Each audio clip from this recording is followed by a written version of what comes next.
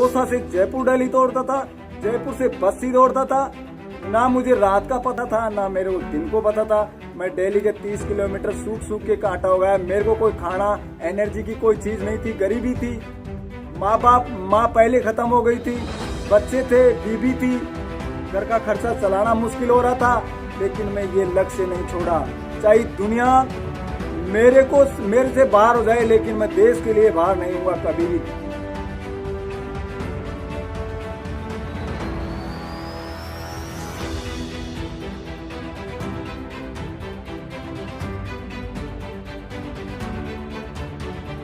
Rail junction के इस session में हम बात करेंगे एक ऐसे खिलाड़ी की। हम आपको मिलवाना चाहेंगे एक ऐसी शख्सियत से जिन्होंने भारत के हर एक कोने में जाकर के मेडल जीते और दौड़ते रहे, और दौड़ते दौड़ते आज बड़ा मौका, आज न्योता आया है वर्ल्ड अबाउट मैराथन यानी लंदन से। गोवर्धन मीना 44 साल के हैं और राजस्थान के जयपुर जिले से आते हैं। उनकी संघर्ष की कहानी कैसी रही, कैसा रहा उनका जीवन, कितनी कठिनाइयों के साथ वो जिए हैं। मीना जी, स्वागत है आपका। और जानना यही चाहेंगे कि कब आपने सपना देखा कि आपको दौड़ना है और देश के लिए नाम रोशन करना है? सर, हम दिल्ली से देखे थे ये सपने।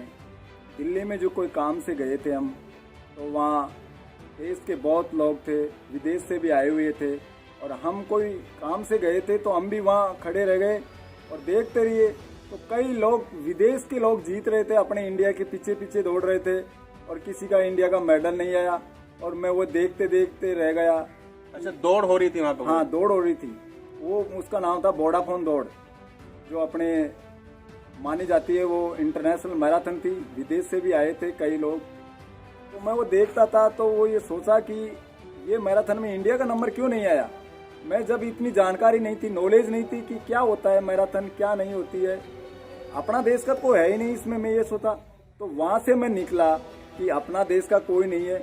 मैं शाम को घर आते ही, शाम को ही, रात को ही दौड़ने लग गया कि अपने को भी ये सपना पूरा करना है देश के लिए। अपना देश का नंबर नहीं आ रहा तो ये जरूरी है कि अपना देश भी आना चाहिए इसमें। तो मैं शाम को आते ही मैं तैयारी पे लग गया, और मैं ये ठान ली कि अपने देश का नाम रोशन करना है। जिस तरह विदेश के आते हैं यहाँ जीत के चले जाते हैं, इस तरह अपन भी विदेश में जाके देश का नाम रोशन करें। मतलब जुनून इतना पैदा हो गया कि दिल्ली से लौटे और आते ही दौड़ने लग गए? हाँ सर, हम रात को ही स्टार्ट कर दिया। वो बात थी 2006 की।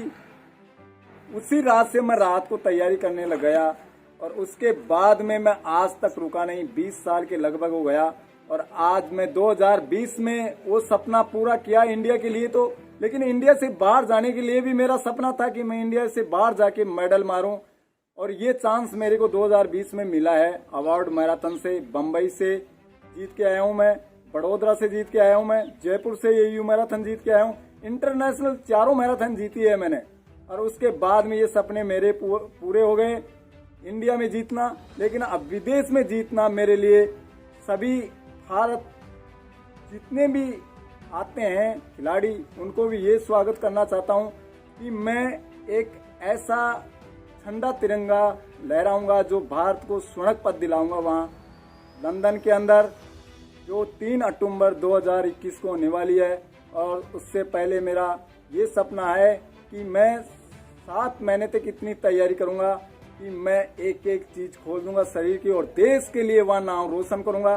देश का झंडा दिखाऊंगा, पूरे वर्ल्ड को दिखाऊंगा कि भारत में भी ऐसे इंसान है जो मातृभूमि सोने की चिड़िया है ये, और उसी के लिए लड़ूंगा। सबके बीच में जो आपका 2006 के बाद ये 14 साल का जो ये सफर है, कितना संघर्ष आपको पारिवारिक तौर पर करना पड़ा, और कितना संघर्ष आपको अपने जीवन याचिका को चलाने के लिए? मैंने तो यही सोच लिया कि देश के लिए ही करना है।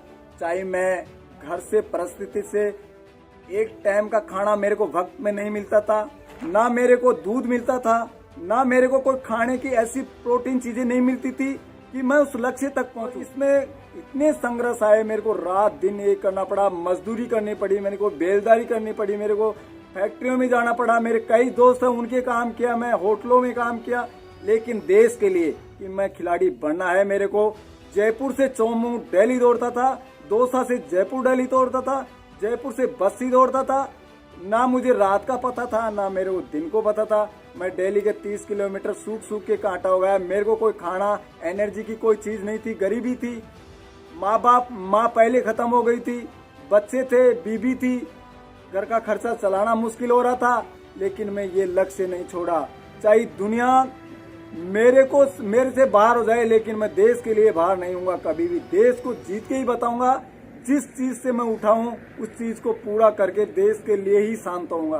तो आज मैं उस चीज के लिए बिल्कुल इंडिया के लिए मैं समर्थक हूँ कि मेरा इस देश से नाता है और इस देश को आगे बढ़ाना मेरा कर्तव्य है कि एथलेटिक्स में जाके मैं देश का नाम कोने कोने में जाकर के आप दौड़े हैं और मेडल लाए हैं। तो किसी अगर बात करें सरकार के किसी नुमाइंदे ने आपसे संपर्क साधने की कोशिश की या कोई मदद के लिए अब आपके सामने लोग आ रहे हैं? मेरे को किसी से सहायता नहीं मिली, क्योंकि इसलिए नहीं मिली सहायता क्यों मैं किसी के टच में नहीं था पहले तो।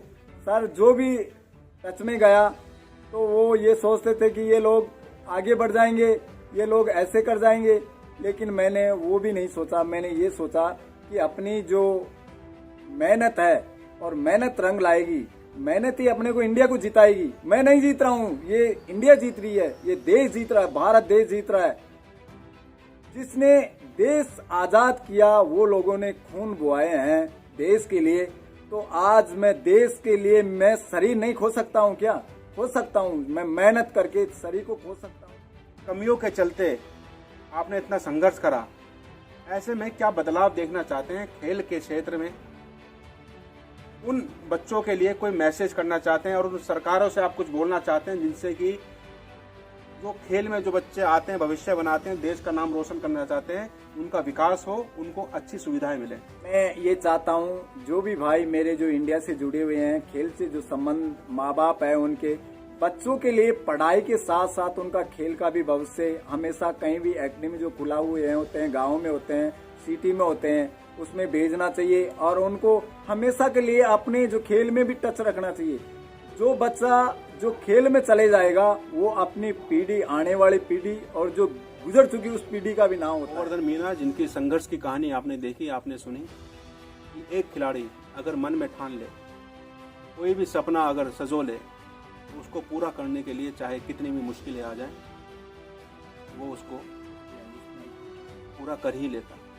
क्योंकि गोवर्धन मीना हमारे सामने एक नज़ीर है जिन्होंने ये करके दिखाया है और इस एज कैटेगरी में आज लंदन से इनको पैगाम आया है कि आप आइए और अपनी प्रतिभा, अपनी ताकत हमें दिखाइए। धन्यवाद।